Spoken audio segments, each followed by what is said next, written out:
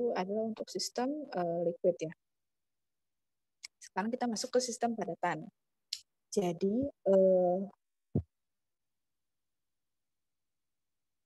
pada antarmuka padatan dengan gas itu juga bisa terjadi proses adsorpsi.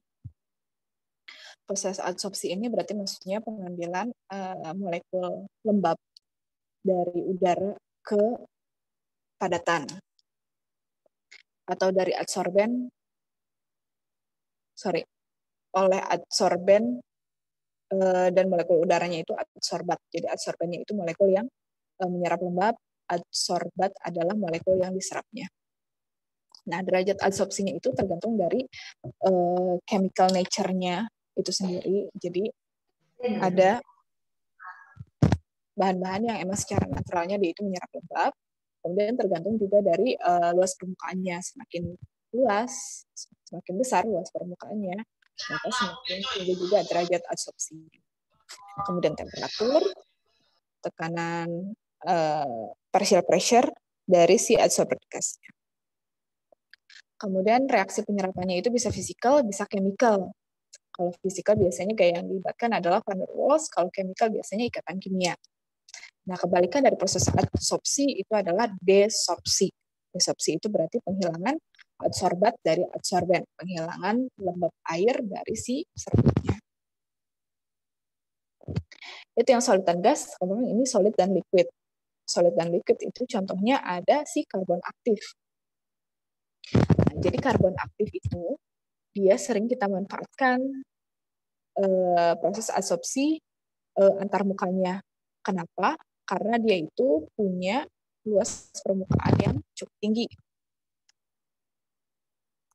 Jadi karbon aktif itu kalau kita lihat pakai mikroskop SEM, dia bentuknya seperti ini, berpori. Nah, kalau kita potong melintang, kita bisa lihat ada kanal-kanal atau jalur-jalur. Ada makropor, ini adalah pori yang ukurannya cukup besar.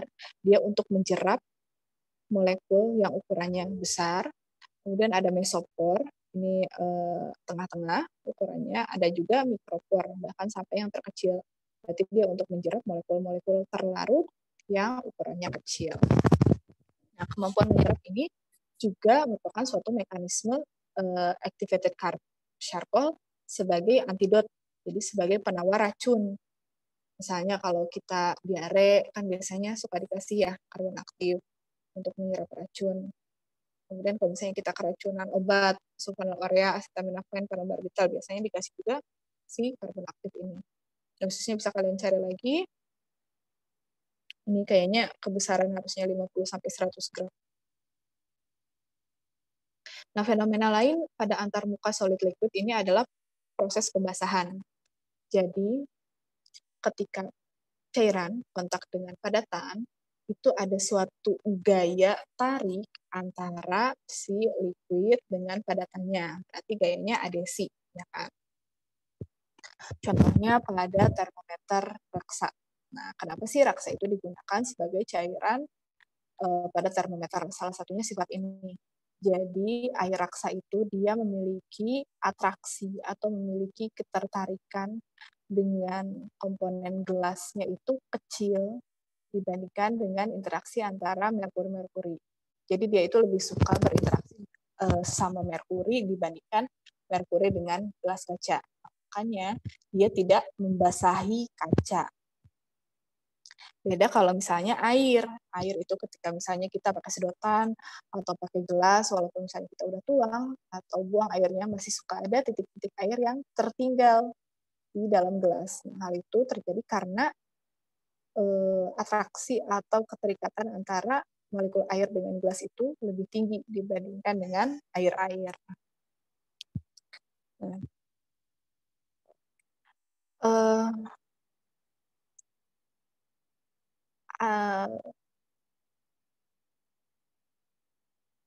Proses pembasahan ini bisa kita lihat dari sudut kontak. Jadi ketika cairan tersebut membasahi padatan, biasanya sudut kontaknya kecil.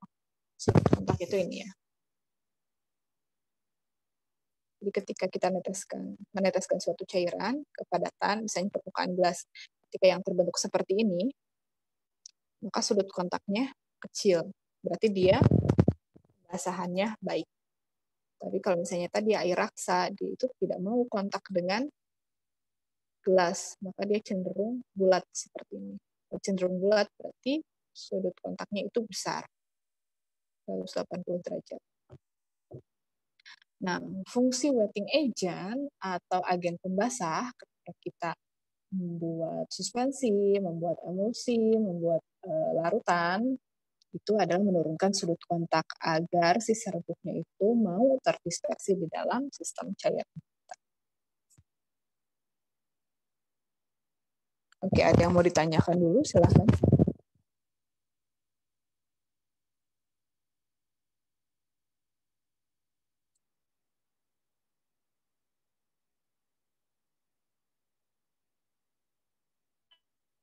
Izin bertanya, Bu.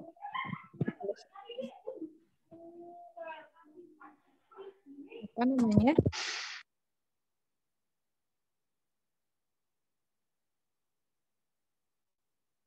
Nurlayala.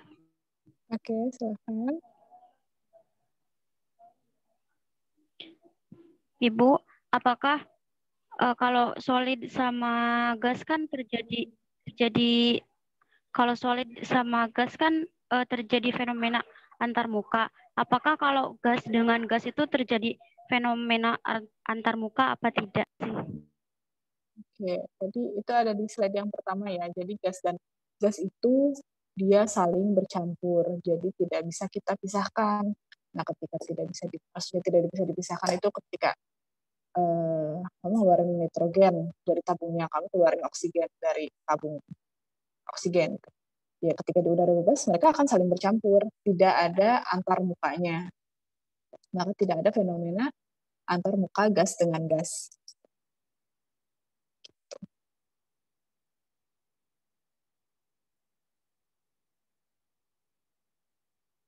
Kecuali ketika misalnya seperti ini, pembentukan sabun. Sabun kan sebenarnya gas dengan gas, tapi kan ada lapisannya ya, ada lapisan liquidnya. Nah, itu tidak bisa kita tidak bisa kita hitung sebagai fenomena antar gas dengan gas. Gitu sih.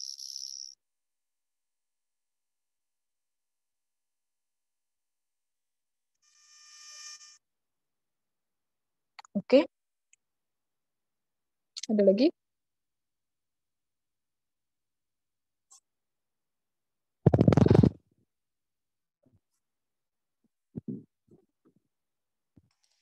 Oke, sekarang kita masuk ke foaming dan anti-foaming. Jadi, foaming atau busa itu merupakan suatu struktur yang terdiri dari udara yang terlingkupi oleh si film atau lapisan cairan.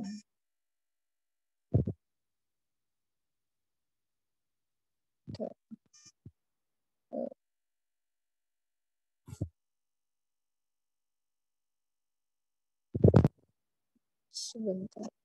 Kenapa sih? Oke. Ketika gas ini terdispersi di dalam liquid, di dalam cairan, dia itu distabilkan oleh agen foaming atau agen pembentuk busa. Nah, sedangkan agen anti-foaming, dia itu kerjanya adalah dengan memecah si busanya itu dengan cara memecah si filmnya. Kalau filmnya pecah, gasnya lepas kan. Itu kerja si anti-foaming. Contohnya ada alkohol, ether, kastor, sama surfaktan. Nah, sedangkan sabun itu adalah salah satu agen untuk pembentuk busa. Ya kan? Dia itu biasanya strukturnya rantai hidrokarbon panjang dengan kepala gugus karboksilat. Contohnya ada sodium miristat, palmitat, stearat, oleat. Ini rantai hidrokarbonnya, ini adalah gugus karboksilatnya. Miristat dan palmitat itu dia hanya berbeda di jumlah gugus hidrokarbon rantainya. Makin panjang, biasanya busa yang terbentuk itu semakin stabil. Surfaktan yang bukan sabun, dia disebut dengan deterjen. Nah, kemudian kita masuk ke peristiwa deterjensi. Peristiwa kalau misalnya kita mencuci baju. Maaf.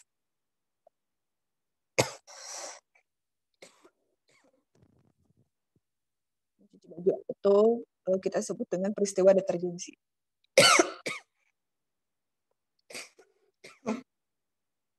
Jadi pada peristiwa deterjensi ini, contohnya ini permukaan baju kita yang ada pengotor. Pengotornya ini kita sebut grease.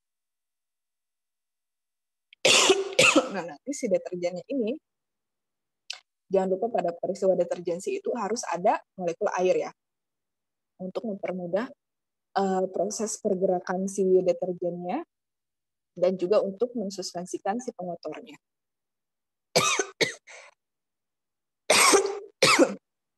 Jadi ini ada permukaan, kemudian ini pengotornya. Nanti si deterjennya ini dia akan sebentar ya.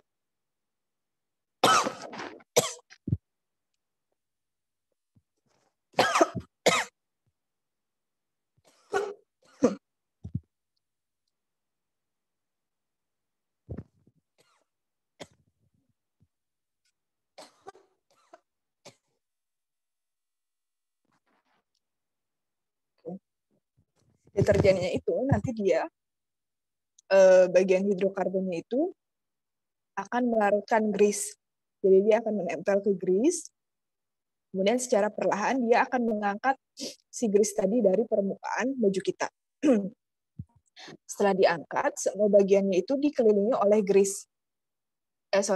Seluruh permukaan grease ini dilingkupi oleh si deterjen. Kenapa? Agar si grease-nya ini tidak lagi menempel ke baju kita. Nah, kemudian sistem ini nanti dia disuspensikan di dalam air. Sudah tersuspensi di dalam air, makanya nanti airnya kita buang kan. Airnya kita buang itu mengandung grease atau pengotor yang sudah tersuspensi. Kemudian kita ganti air baru untuk membilas. Kurang lebih seperti itu peristiwa deterjensi. Nah, kemudian ada sifat lainnya pada antarmuka. Jadi ketika ada antarmuka, itu pasti ada lapisan elektrik. Terutama ketika misalnya padatan itu berkontak dengan larutan yang sifatnya polar dan mengandung ion. Ini contohnya, misalnya ini padatannya yang warna ungu. Kemudian ketika padatan ini masuk, di dalam cairan ini kan mengandung banyak ion ya, ion positif maupun ion negatif.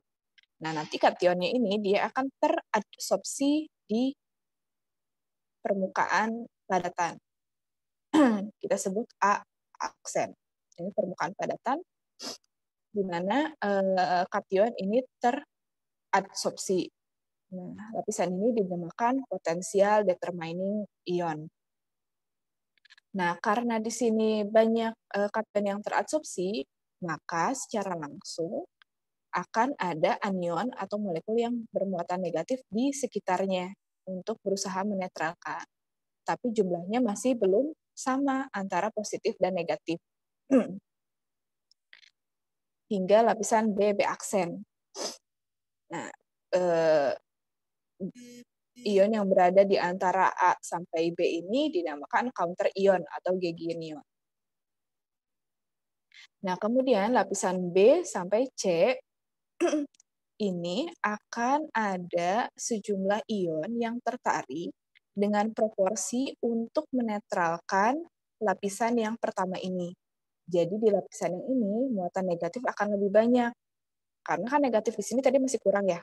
Jadi negatif di sini lebih banyak, tapi tetap ada positifnya. Sedangkan di atas lapisan CC aksen itu sudah netral. Jadi positif dan negatifnya jumlahnya harusnya sama. Nah, yang dimaksud dengan electrical double layer adalah lapisan A aksen, BB aksen, ini sebagai lapisan pertama, kemudian lapisan yang keduanya adalah BB aksen sampai CC aksen. Nah, lapisan ini bisa kita ukur potensinya. Ada potensial Nernst, ada potensial zeta. Potensial Nernst ini adalah potensial di determining ion. Jadi antara A aksen dan BB aksen itu potensial Nernst, sedangkan potensial zeta adalah BB aksen sampai CC aksen. Nah, biasanya yang sangat mempengaruhi itu adalah potensial zeta ini. Potensial zeta ini seringkali kita ukur dalam suatu sistem emulsi maupun suatu sistem suspensi untuk melihat kestabilan sistem dispersi tersebut. Semakin besar potensial zetanya, biasanya dia semakin stabil. Kenapa? Karena ketika perbedaan muatannya itu cukup besar, akan terjadi proses tolak-menolak antar partikel yang terdispersi. Ketika terjadi proses tolak-menolak, maka dia tidak mau untuk bergabung satu sama lain, membentuk flocule atau droplet yang lebih besar. Karena nanti ketika terjadi flocculating atau pembentukan aglomerat, nanti dia cenderung untuk mengendap. Kalau si suspensi, kalau misalnya si emulsi, nanti dia cenderung sistem emulsinya pecah, sehingga nanti terpisah lagi antara minyak dengan air. Gitu untuk energi potensial. Ada yang mau ditanyakan dulu? Silakan.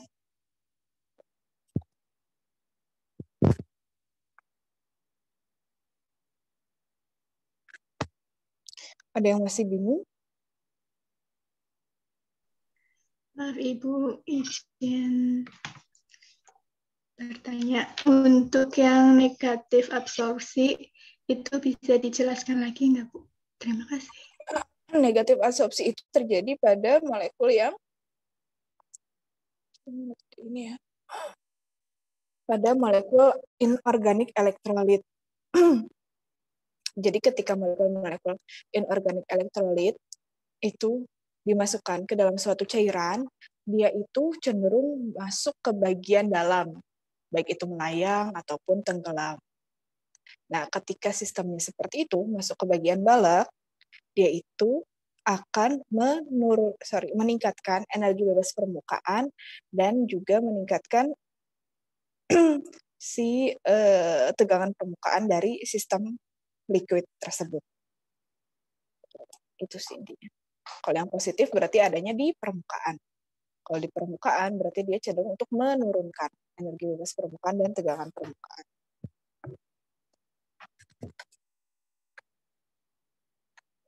Ada lagi yang mau ditanyakan?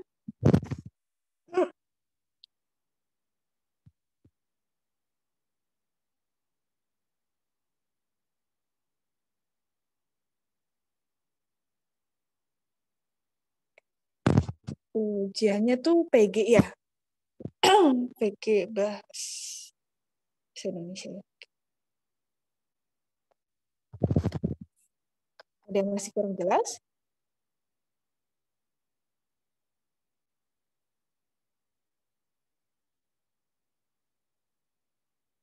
Kalau semuanya cukup jelas, tolong dikerjakan tugasnya. Ada 3, 1 dan 2 itu soal latihan soal. Bisa pakai rumus yang tadi ada di slide. Dan yang tugas ketiganya itu kalian buat mind map. Mind map ini pada intinya adalah terserah kalian formatnya seperti apa, mau diketik, mau ditulisnya mau A4, A3, A2, A0, terserah. Yang penting nanti dikumpulkan dalam bentuk PDF, berarti tinggal difoto kan ya, foto kemudian save as PDF. Kemudian 3-tiganya nanti di-upload ke Salsa sebagai satu PDF aja ya. Deadline-nya hari ini jam 23.55. Ada yang mau ditanyakan dulu?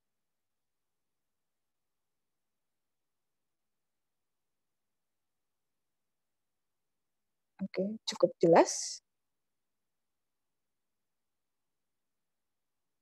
Cek.